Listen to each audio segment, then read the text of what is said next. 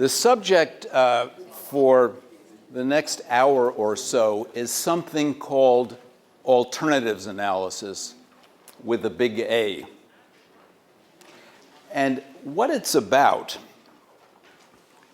is the process by which information is produced and used in decisions on big investment items, or I should say, how it should be done, as opposed to how it's most often done. So to get started with this subject of alternatives analysis, let me turn to meeting a family's transportation needs. So let's write up here the process that people go through when they buy a car. How many people here have ever bought a car, made a decision to buy a car?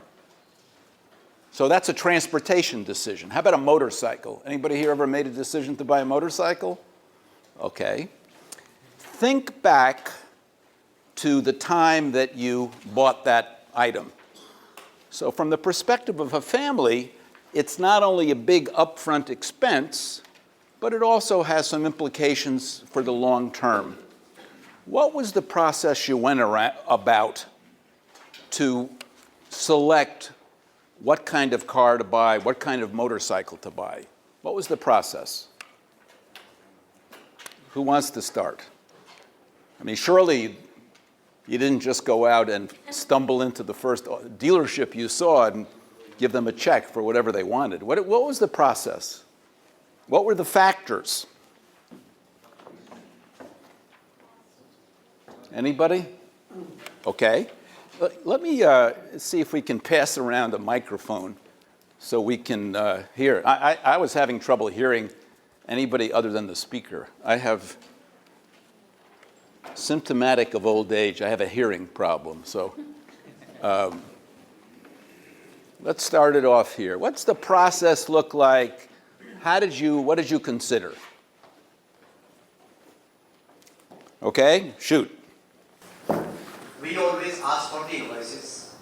Pardon? We ask for the invoices and the relevant features of the motorbike which is proposed to be purchased. But what was the starting point? What was your starting point? Didn't you have a sense of what you would do with the motorbike? Budget. All right, budget was in there. Okay. Features. Budget. What? Family requirement. Of course. Needs.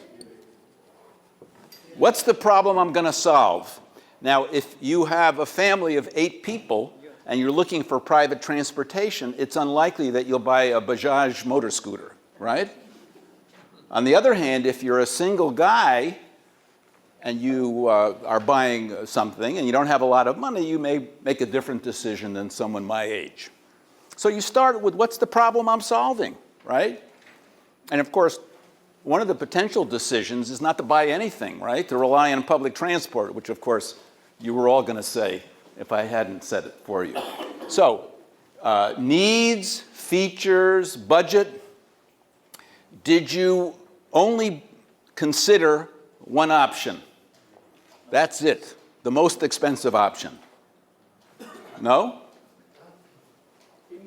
Maintenance cost. All right, so budget, so cost. So how much money do you have? Resources. Costs. Fuel efficiency. Fuel, well, that's kind of cost, but yeah, fuel efficiency. Yeah. Pardon?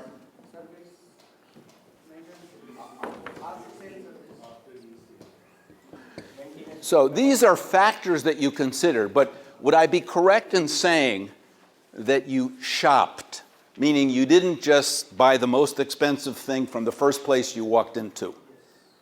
Did you get any advice? Either that you wanted or you didn't want. You got advice from people? Who gave you the advice? You were shaking your head. Who gave you the advice? Those who were the earlier buyers. Pardon? Those who had earlier bought such things. Somebody that had already bought it? Did you do any reading? Magazines? Right? Because a lot of magazines compare options, right? So you got some advice. Does anybody here have a brother-in-law that thinks they know everything? Right? I'm that brother-in-law. What I mean by that is I have two brother-in-laws.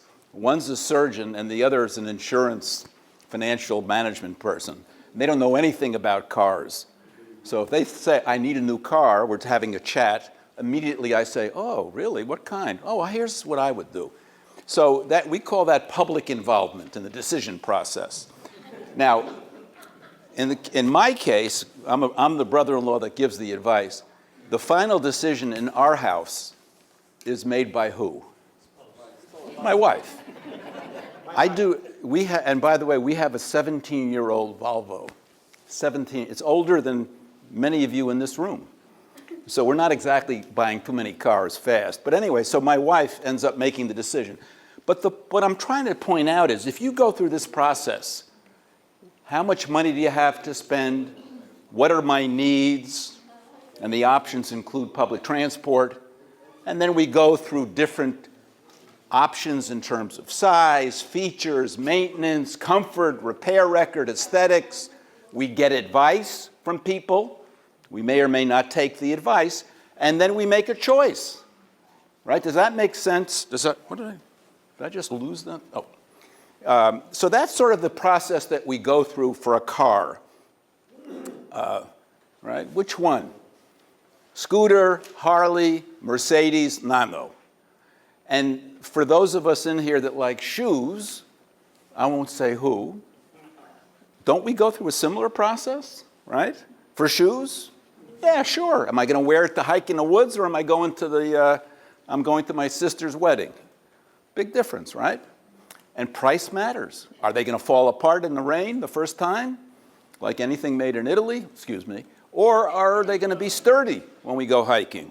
Okay. Now, that's the process that we go through when we buy something for ourselves. Shoes, cars, toaster oven, anything. But when it comes to rapid transit, and what do we mean by rapid transit? Public transport that provides a high level of service, quality. Somebody draws a line on the map, somebody comes to see the mayor, and ba-boom, we're ready to go. We're ready to start construction. Is that a good summary of how that decision takes place? Well, I think it is actually a good summary. But anyway, if you look at public transport, and this particular presentation that you have deals with public transport, but I have to tell you, those of you that come from highway agencies, the same thing applies to building highways, right? Some foreign donor comes to town, draws a circle, that's a ring road. Everybody needs a ring road, right? Based on what? Anyway, so we start with some goals and objectives. This is really how things should be done. Factors that should impact a big ticket item.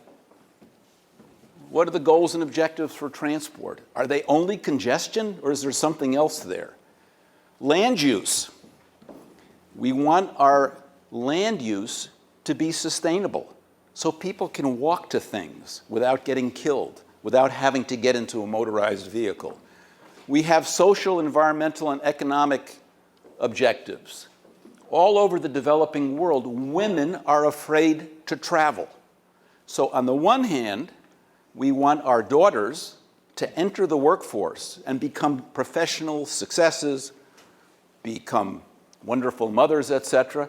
But holding them back is they're afraid to go anywhere because of the danger and the security issues. Isn't that part of a transportation decision? And then, of course, we have other factors. And then, fundamental to land use and other strategic goals, we have what's the market? Do we look like Manhattan, like Paris, like Delhi, Mumbai, Tokyo? Does every place look like Tokyo?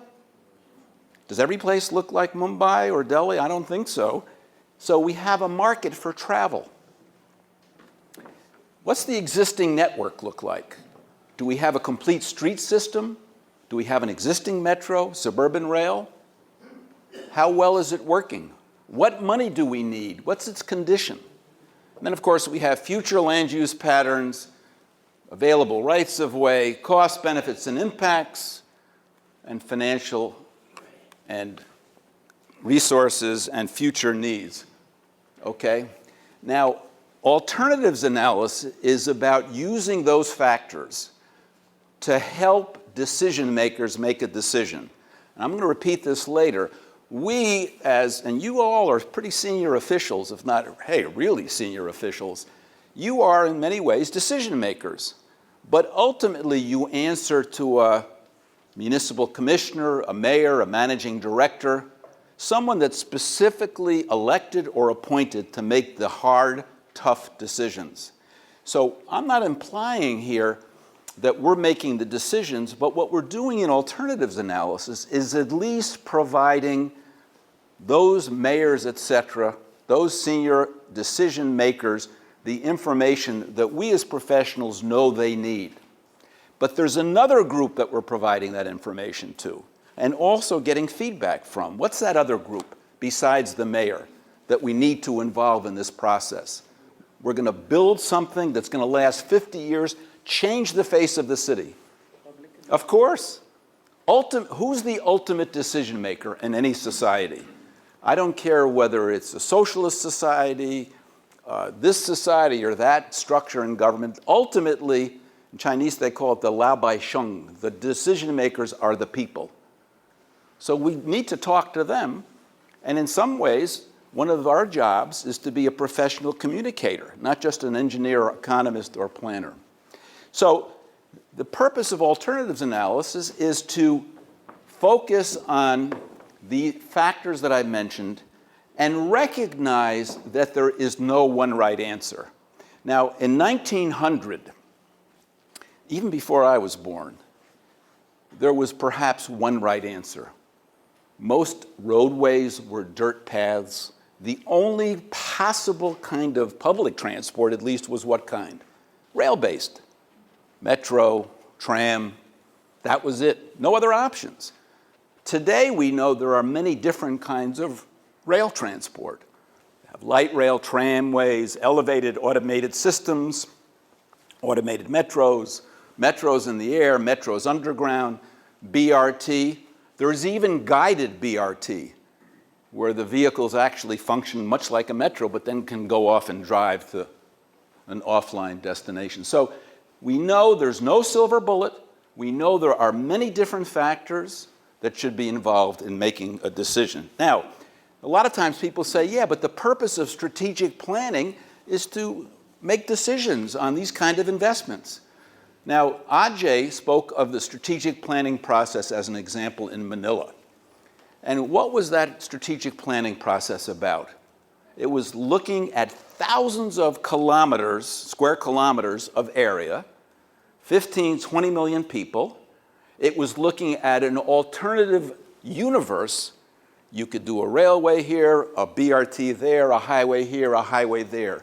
How good and detailed was the information coming out of the strategic planning process in terms of costs, impacts, benefits? And the answer is not very good. You could make a decision on a strategic policy, a public transport first policy. You could make a decision on perhaps where you needed to do something very high capacity, high performance. But unless you had some kind of detailed information, how could you make a commitment to a huge project? You don't know what it's going to cost. You don't know how many people will be resettled. You don't know its impacts. You don't know how many people will really be on it.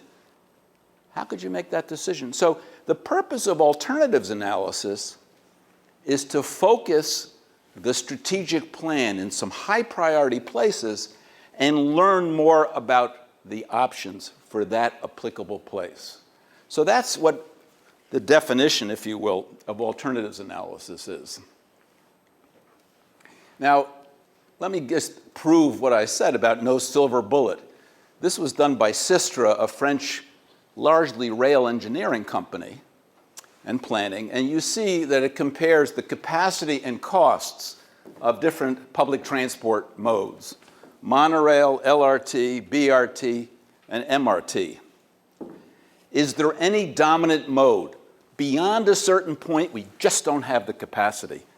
People often tell me, well, anything beyond, I had somebody from Austin, Texas tell me, the managing director of public transport, she said, we would like to look at BRT, but it just won't have the capacity we need. Well, the busiest bus route in Austin, Texas at that time was 10,000 a day. And now we have BRT lines carrying 30,000 an hour. So the point is, capacity is an issue once you get beyond a certain volume. But in most corridors, not all, but in most corridors, it's not a real important factor. Okay, let's look at operating and maintenance costs. We know how important operating labor is, right? We heard about for triple Ps the difference between the privately operated lines and the publicly operated lines here in Manila, in Seoul. Anyway, so we see here that from an operating cost perspective, in developing and developed countries, you have to have a very high volume before the operating costs, which are mostly labor, for some modes exceeds the operating cost of others. So there's no dominance here. Someone from a country very poor, in fact, I think at one time it was the poorest country in the world, literally, told me that the reason that they wanted a metro was because it was lower in operating costs. Well, that country, the annual income for a typical household was less than $1,000. And the unemployment rate in the city we were talking about, a city of 2 million people, was close to 50%. And really what had happened was the minister had a visit from somebody that makes rail equipment. Had nothing to do with capacity, nothing to do with labor. So no silver bullet there. Well, but what about people, everybody here, how many times have we heard that people who will ride a train will just not ride a bus? Is that right?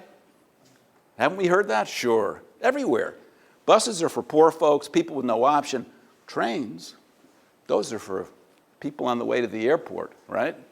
For their vacation in the Seychelles. Anyway, this was the results of a survey that was done in LA that compares people's concept of buses versus BRT versus light rail versus subway. The red line is subway, then you see local bus. There were 2 LRT lines they looked at, a BRTS line. And they asked thousands of people to tell them whether they thought particular option X was comfortable or uncomfortable, whether it was safe or not safe, whether it was reliable or not reliable. Then they combined all the different scores that people had into one score. And what you see here is that by far, in a way, not really by far, but the highest regarded mode by passengers and non-passengers was the metro. And by the way, that metro cost $4.5 billion to build 14 miles. The second regarded mode was BRTS. Then these are tram lines, not LRT that you might have think of. That was third, and then buses, regular buses. So the point is not that people like BRT more than tramways, but the point is that there was no big differences. Yes, subways were perceived as the highest quality, but they were not perceived as immeasurably better than BRTS. And all the rapid transit modes, BRT, LRT, and subway, were perceived as better than regular buses. Now, they asked the same question in Rouen in France, same kind of survey. And Rouen has a tramway with a subway in the center. It's a small city, less than 1 million people. It used to be famous before they built a tramway and BRT for the place where Joan of Arc was burned at the stake. It's very famous in French history. She saved France from the horrible British, so to speak. Anyway, they asked the same question. Which do you prefer in terms of reliability, comfort, convenience, all the other things? The tramway and subway, high quality LRT, or BRT? And the answer was slightly higher for BRT, but otherwise the same. So no silver bullet, number one. No constraints really on capacity, operating cost, operating labor. So you really have a decision to make. It's not 1900 in New York, not 1870 in Chicago. This is 2013 in your city, where there are options. So this is the purpose and the idea behind alternatives analysis. The starting point is we hope you've done a strategic planning process like Ajay discussed. The results of that told you where you think you're going to want to put some rapid transit investments, some major highway capacity improvements. It told you perhaps some options that are worth considering, some strategic policies. Now we begin a more detailed look at the places where you need to do something with the highest priority. And we at the bank call that project identification or alternatives analysis. Now, very important point, it is not a feasibility study. Now, how many here have been involved in feasibility studies for anything? A ring road, a metro, a monorail? How many? I used to do them for a living. How many of you either were involved in a feasibility study or heard about one that said, no, don't do it? How many? The answer is very few people. Now, my point is, and this isn't just about an English word. It's not just a play on words. If feasibility studies always say yes, why do them? If what you're really doing is preliminary design for something that the mayor, the managing director, the municipal commissioner, the prime minister, the minister of transport already decided to do and drew a line on a map, save the money on the feasibility study. Go ahead and do it. Okay? So number one, alternatives analysis is not about proving you need the answer that somebody told you to prove. It's not about the economic return using phony numbers, lowballed costs, and overestimated ridership and revenue of a single option. It's not a study where you don't look at anything but what you're told to look at. And the last thing, and very important, it's not an activity where you talk to nobody, where you do the feasibility study, call in the reporters from the newspaper, and say, it's feasible, without ever sharing any information with them along the way. Now, in preparing for this, I happened to come across the following article. And by the way, we don't pick on Tokyo, Japan, Indonesia. They're great places with wonderful people. But this happens to be about Jakarta. And the headline was, remember OP, monorail to the airport. All right? There cannot be anything more exciting and glamorous to have in a city than monorail to the airport, off to the future. Anyway, the proponent of the project, he's an investor in the project, said it will cost $35 million a kilometer to build. Do you believe that? I don't.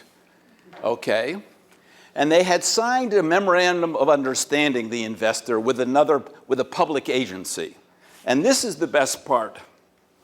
The spokesman for the proponent, the spokesman for the company that was trying to get money from the government, said, after the signing of the memorandum with the public sector, that they planned to do a 6-month feasibility study, and groundbreaking construction is scheduled on August 17th, 2014. Now, let me ask you a question. If they've already scheduled groundbreaking, what are they going to do what are they going to do with this feasibility study? They're going to say, oh, no. Now, remember, the other thing is, who's doing the feasibility study? Who's estimating the benefits and who's estimating the costs? The company that is going to make a lot of money on it, right? Now, that approach is like having a fox do a study of the feasibility of eating chicken, right? And we know what the answer would be. Anyway, So this is what an alternatives analysis process looks like. Like any planning process, whether it's strategic planning or this particular effort, we start with where we want to be. At the end of the process, when we have built something and it's operating, what do we want it to do? Do we want to make a change in land use? Do we want to reduce congestion? Do we want to provide a secure, safe way for our women and children to ride to where they want to go? Of course. So that's where we want to be. And we use where we want to be to help us evaluate where we are today, right? How safe are the roadways in the corridor we want to look at? How do women perceive the public transport system available today? So the combination of where we want to be and where we are today gives us an idea of alternative paths. How do we go from here to there? And there are more than one path. So we use that information to identify alternatives, and of course some of them could have come from the mayor. Let's take a look at a metro, or let's take a look at light rail, or let's take a look at a monorail. Some of them came from strategic planning. Well, on Avenida Septima, it could be a subway, it could be BRT, it could be a monorail. Let's take a deep look. Let's not just talk about it, let's get some facts about it. So that's where the sources of the alternatives might come from, and then we evaluate the alternatives.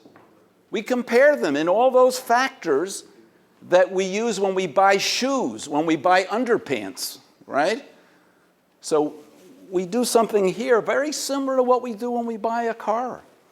And then, of course, we make a decision. Anyway, here are the guidelines, and I want to talk about each one of them. First of all, does anybody here think that this process is ridiculous? I should stop talking right now. I mean, any comments on where we've gotten so far? Who disagrees? Commentary, okay? Yeah, I'm saying, like, if you come to Nairobi today, what you experience is a gridlock. You don't have to think about, of course, you want not to move the vehicles, but the masses. You really need to go to this or this one, form the TORs for happy streets. So, in a place with problems that are so obvious and so overwhelming, why do we even have to do this? Well, let's take Nairobi. What's the solution to Nairobi's congestion problem? Is it building more roads?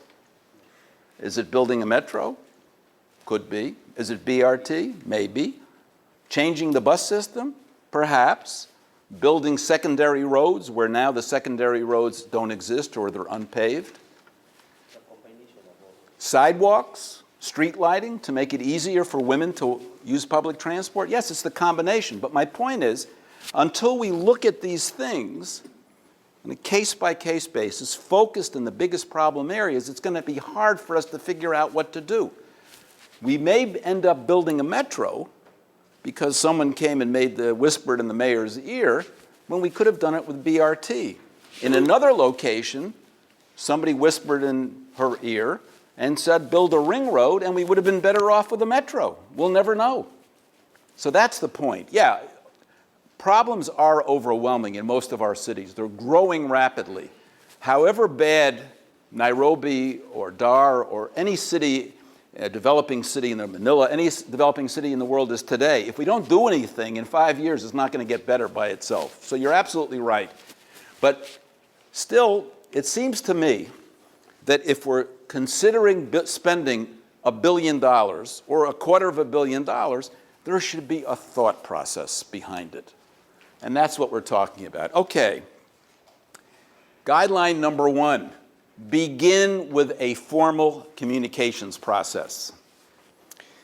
One of my bosses at the US DOT, her name is Grace Cronican, now runs one of the biggest metro systems in the United States in San Francisco. In the first couple of weeks she got there, she was a social scientist. She gathered all the engineers and economists together in the planning unit, which I was the director of. And she said, how many economists are here? So they raised their hands, and how many planners and engineers?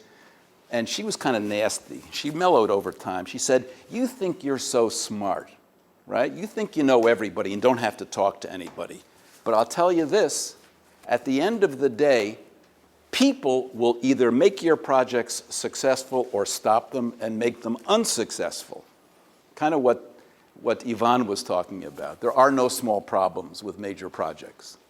And that's what she said. Now, if you only talk to people at the end of a planning process as opposed to at the beginning, you're almost guaranteed to have a problem. Almost guaranteed. A mayor will be accused of taking a bribe because that mayor said it will be a monorail and the company will be Company X. Right? And I can tell you a lot of cities where that happened. And what's the net result of not talking to people all the way through the process? Nothing happening at the end. So you need a communications process from the beginning. And there needs to be a variety of techniques, not big public hearings, not just focus groups, not just talking to the newspapers. And a number of places have done a fantastic job with this. Most notably that I've been involved in peripherally, thanks to Ajay, has been in Lagos. The Lagos Metropolitan Transportation Authority has one of the best communications programs anywhere. They don't act unless they have feedback from people all the way through.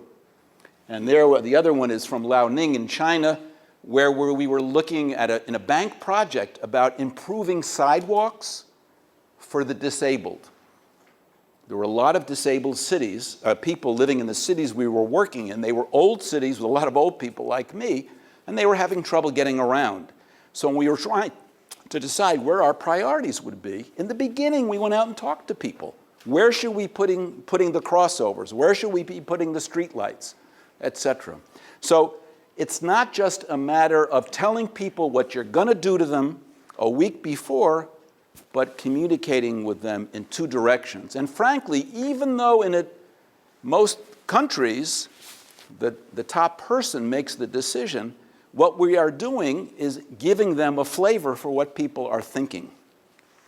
So the first starting point, as I said, is communications. Make sure people know what you're doing and then go do it. The other thing is be very focused on goals, objectives, and decision criteria.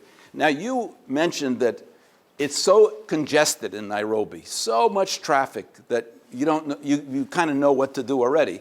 Is that the only problem related to transport in Nairobi? How many people died last year in your city, not Nairobi, in traffic accidents? Well, in most of our countries, the second and sometimes first cause of deaths among working people from the age of 20 to 60 is traffic accidents. Traffic accidents. I remember I was asked to review a strategic plan in China, like Ajay was talking about in Manila. And what it really was, in this huge city in China, it was a list of projects, bridges, tunnels, ring roads, radial highways, high-speed rail, low-speed rail, tramways, some buses thrown in there. And the week before I came to this city, I had read a report that said in the previous year, close to 2,000 people had died in traffic accidents, right? That's roughly equivalent to an Airbus 320 crashing every other week, right? I read through the strategic plan, lots of colors, beautiful pictures, not one mention of safety. So we got the plan the day before the big meeting with the mayor, the newspapers were there. I stood up and they asked, I was doing the World Bank reaction to the strategic plan. I was never invited back there again. I said, Mr. Mayor, this is amazing that here we have identified $100 billion worth of projects over the next 20 years, a list. And nowhere does it mention anything specifically to keep our children, our old people alive. 2,000 were killed last year, and more than 50% of them were pedestrians and bicyclists. Where's the strategic value and policy push in that direction? And he went hum, hum, hum, hum, hum, hum, and that was the last time I went to that city. Anyway, so it's not just about congestion. I'm just using that as one example. Gender. I don't know if any of you have been reading about what it takes to ride public transport in some cities in Delhi, like Delhi, in India, and why women spend a lot more money and time not using public transport, but using three-wheelers and taxis, even though they may not be able to afford it. So their needs are important. I heard someone made the presentation about Mexico City and Cairo both. Thousands of people are dying. Thousands of people are dying in both cities needlessly every year because of air quality, particulates. Will a BRT project solve that? Probably not. Is there something else we could do? Among which could be BRT or a metro. Logistics impacts. Is there a logistics problem? I remember going to Ho Chi Minh City in a corridor where a metro was proposed. And at that time, I don't know today, almost half the vehicles on the roadway were trucks coming to and from the port. Trucks coming to and from the port. Well, what good would a metro or BRT do in helping the people that were trying to move goods away from the container port? Not a whole lot. So maybe that was another problem. We often say that in any of our planning studies, alternatives analyses, or strategic plans, that we don't focus on logistics because freight doesn't protest, freight doesn't vote, freight doesn't call the newspaper up with a problem, right? So that's an issue. So there's a whole bunch of issues that need to be on the table, and we use those issues to evaluate options in a very simple way, hopefully. Anyway, I don't want to repeat what both Yvonne and Ajay said, but know what the problem is before you go about looking at solutions. Now, this picture here, let me ask our friends from Manila. Where is this? Who can tell me? We have two people here from the Philippines. They're too young to know. Can't say everywhere? No, not everywhere. Yeah, it could be everywhere, you're right. But actually, this was taken from the walkway between line 1 and line 3. The point I'm trying to make here is it's a mess, and yet it has I think it actually is the best metro access of any place in the Philippines. 2 lines cross. It's the only place where there are 2 metro lines meeting. Right? Right? Well, actually, that's not true. Line number 2 meets line number 1, line number 3. Okay, it's one of the best places. Okay? So obviously, just having a metro didn't cure this mess. Right? But why is there a mess? Well, that takes some doing. So know the problem before you end up looking at solutions. Now consider the right alternatives. I can't tell you how important that is. If all you do is look at big ticket items, ring roads, monorails, BRT, you will ignore other alternatives that may cost less, that may be better, and you may ignore parts of the alternatives that will make them better. Now, I use these 2 examples. This was the first ring road built around Istanbul. They have a BRT line in the middle that carries 800,000 riders a day, 20,000 an hour. So it's a highway, but it's also a very, very important rapid transit link. This is in Barcelona. When they built this arterial, this is a new section of Barcelona by a major university. They made the major arterial there wide enough to put a tramway in the middle. So they weren't only thinking highways, they weren't only thinking public transport, they were thinking the combination of the 2. So having multimodal alternatives is very important. The other thing is if you really want to be honest, you want to make the alternative as competitive as possible. We have an expression in English, don't knock down straw men. Don't set up an alternative to look bad on purpose. We can't run a bus more than every 10 minutes. In Seattle, when they were looking at a tramway in downtown Seattle, they made the assumption that you could never have more than 48 people on a bus. Well, it wasn't very competitive, they found out. So be competitive when the alternatives are put together. Develop good information. Now, if someone said, we're going to do this alternatives analysis in a month, that's it, boom, because we need to get going, and they have no data, no methodology, we know that whatever information are going to be produced will probably not be very good. You need information, data. I think we spend too much time, I know at the World Bank, I'll say this and admit this, with models, data collection. We spend a huge amount of money and forget why we do it in all the countries we work in. But fundamentally, you do need to collect data on demand, costs, condition, sensitive environmental receptors, population demographics, et cetera. So you need that information, and you also need good tools to use that data. And as good as the data and the tools are, recognize when you do it, and Professor Park spoke of this, that there's going to be some risk in the numbers you produce. The costs, well, it could be 100 million, but it might be 200 million. We might get 50,000 daily riders. We could get 100,000. We're not sure. So make sure we build in some sensitivity to possible problems. And then I can't talk about this enough. Don't fool with the numbers. I can tell you that there's a couple of consulting firms in the United States who ought to have on the card that they hand out, you tell us the answer, we'll provide it for you, as opposed to we're ethical engineers. Absolutely. And everybody knows who the firms are. And frankly, at the end of the day, the cities can be worse off when we take that approach otherwise. So we talk about the straw men.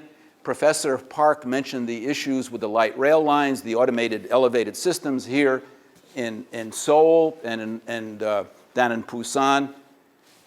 If you do research on this, you'll find out that we do a miserable job of estimating costs and estimating usage. It's not just Delhi, it's not just Seoul, almost everywhere. And it's not because we don't know how to do it. It's not because of that. There's something else fundamental going on. Okay, forecasting cautions. We don't know how to predict the future. We don't know what gasoline prices will be, obviously. We don't know what fares might be. When we talk to people in the States about the single biggest factor which caused our public transport usage to go down and highway usage to go up over the last 30 years, what was it? It's not going to repeat. Who can guess? What was it? Why did our cities evolve the way they did and our transportation decisions and demand change? Why? Working women. In the United States, back in 1960, only 39% of women in households with children worked outside the household. Of course, they worked at home. Today, it's over 60%, from 40% to 60%, 40 to 60. So people that used to take shopping trips on public transport are now taking car trips because they can't do everything they need to do.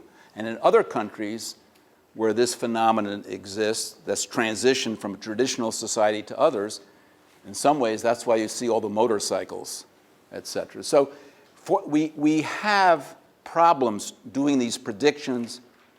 Remember, these numbers are risky. And I'm a ridership forecaster, but I can tell you the engineers, and I know there are a lot of engineers in here, if you think you're better than the ridership people, my experience has been that you're not that much better. The cost estimates are also crazy. When I used to look at these things for the US DOT, someone came in and proposed, let's say, an elevated BRT line or a metro in a tunnel. And during strategic planning or in these alternatives analysis, I would see a contingency factor of 10%. No geotechnical studies, no utility studies, no discussion with neighborhood associations about resettlement issues. The numbers were worthless. The contingency factor should have been 100%, not 10%. On the other hand, when final design was done, when you had the detailed studies, utility locations, and you knew who you'd be resettling and you had some sense of property values, that's a different story. So understand the risks associated with these forecasts. Once the decision is made, and this is important, in a democracy, the process that you used can make that decision turn into the reality of a project on the ground. Now, what do I mean by that?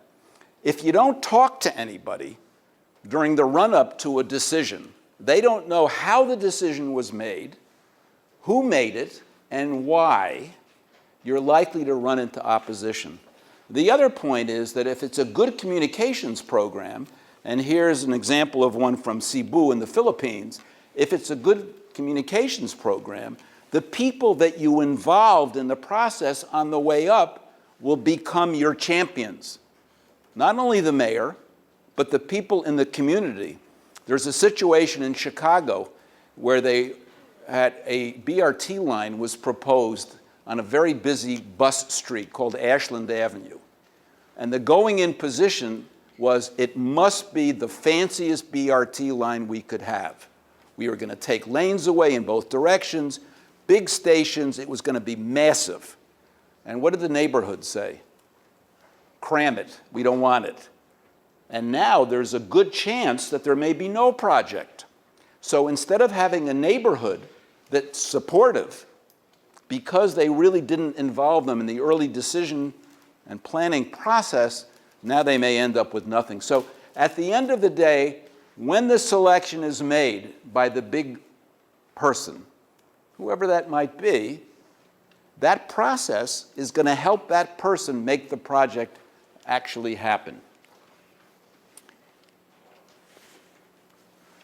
Okay, so we're done with alternatives analysis now. We've taken the time to study options. We've involved people. What do we do next? Well, in my parlance, I would say now you do the feasibility study.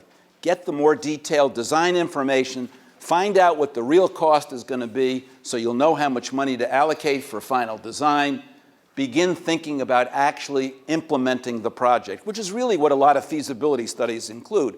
In the case of Jakarta, in 6 months, they're going to be able to do nothing of any value. I don't know why they're even bothering with that. So you see here, it's a continuous process. We start with a metropolitan strategic plan that has a minimum level of detail. We get more detail in alternatives analysis.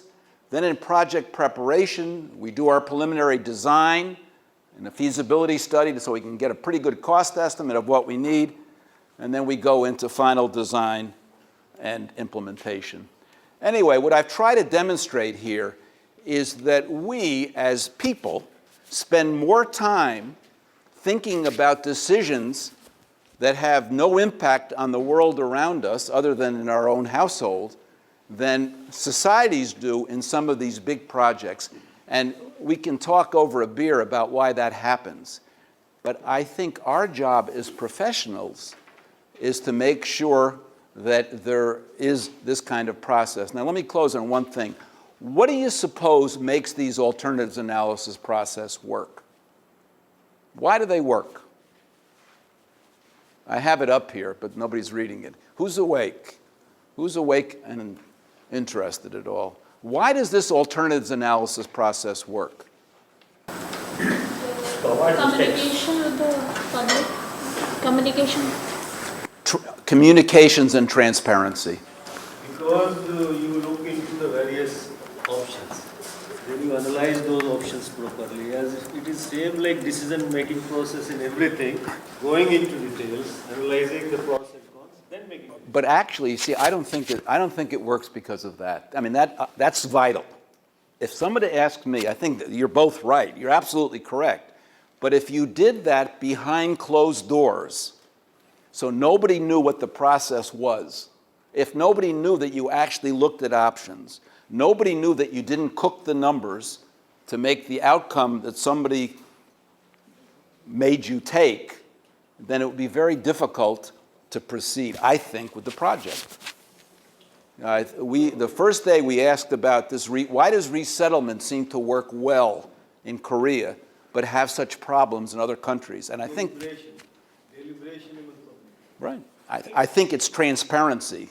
Yeah, it ensures transparency and then helps in decision making. I'm sorry. It helps in decision making. Right. You see transparency and then it helps in decision making. Of course, absolutely. Without communications from the beginning, without transparency, none of this is going to work. Anyway, I think that's all I have to say. Any other closing remarks? Anybody? Well, thank you.